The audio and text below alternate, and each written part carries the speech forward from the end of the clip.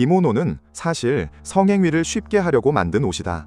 일본은 남자가 부족해지자 국가가 여자들에게 무조건 아이를 낳으라고 명령했다. 이런 이야기 인터넷에서 한 번쯤 보셨을 겁니다. 너무 자극적이고 너무 그럴듯해서 많은 사람들이 그냥 사실처럼 받아들입니다. 그런데 정말 그랬을까요?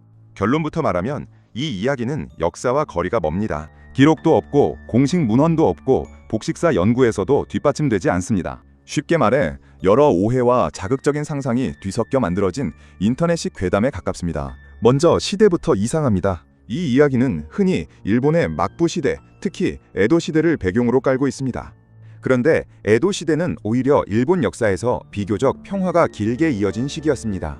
약 250년 동안 큰 전쟁이 거의 없었습니다. 남자가 모자라 국가가 출산을 강제해야 할 정도였다는 설정부터가 맞지 않습니다. 오히려 일부 지역에서는 인구를 줄이려는 움직임까지 있었으니 무조건 씨를 받아라 같은 이야기는 처음부터 성립하기 어렵습니다. 그 다음은 기모노입니다. 많은 사람들이 기모노를 두고 풀기만 하면 바로 벗겨지는 옷이라고 생각합니다.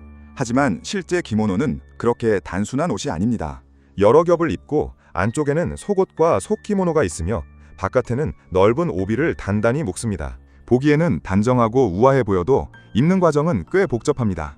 그래서 기모노를 성행위를 쉽게 하기 위한 옷이라고 말하는 것은 옷의 구조를 전혀 모르는 해석에 가깝습니다. 또 하나 자주 나오는 말이 있습니다. 일본 여성들은 팬티도 안 입고 다녔다. 이 말도 현대 기준을 과거에 억지로 끼워 맞춘 경우입니다. 당시에는 지금 같은 형태의 팬티가 없었던 것은 맞습니다. 하지만 그렇다고 아무것도 입지 않았다는 뜻은 아닙니다. 시대에 맞는 다른 형태의 속옷과 속옷 문화가 있었습니다.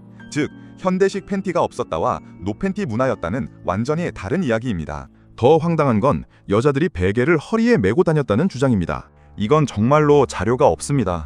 역사 기록에도 없고 민속 자료에도 없고 복식 연구에서도 등장하지 않습니다. 누군가 재미를 위해 만든 설정이 인터넷을 타고 퍼졌다고 보는 편이 훨씬 자연스럽습니다. 그렇다면 왜 이런 이야기가 널리 퍼졌을까요? 이유는 의외로 단순합니다. 사람들은 낯선 문화를 자극적으로 해석하는 것을 좋아합니다. 특히 일본처럼 전통 복식과 독특한 문화 이미지가 강한 나라는 외부에서 더 쉽게 왜곡됩니다.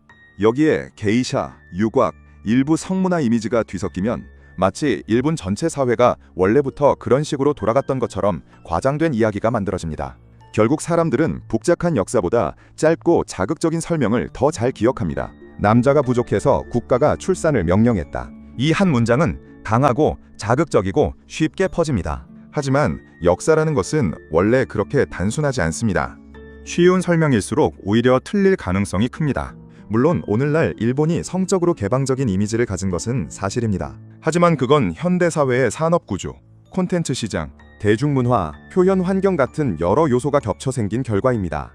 막부시대 남자 부족설과 연결하는 것은 전혀 다른 이야기를 억지로 붙여놓은 것입니다. 결국 이 이야기가 보여주는 건 일본의 진실이 아니라 사람들이 얼마나 자극적인 이야기에 쉽게 끌리는가 하는 점입니다. 재미있는 이야기와 진짜 역사는 다를 수 있습니다. 그래서 더 그럴듯한 이야기일수록 한 번쯤 멈춰서 의심해 봐야 합니다. 이게 정말 기록으로 남아있는 사실인가? 이 질문 하나만 해도 많은 거짓 이야기는 금방 무너집니다. 정리하면 이렇습니다. 일본이 남자 부족 때문에 출산을 강제했다는 것, 기모노가 성행위를 쉽게 하려고 만들어졌다는 것, 여성들이 특별한 방식으로 남성을 섬기도록 사회가 설계되었다는 것, 그리고 베개를 허리에 메고 다녔다는 것, 이 모든 것은 역사적 사실이라기보다 인터넷에서 부풀려진 자극적 이야기입니다. 이제는 구분해야 합니다. 재미있는 괴담과 진짜 역사 사이를.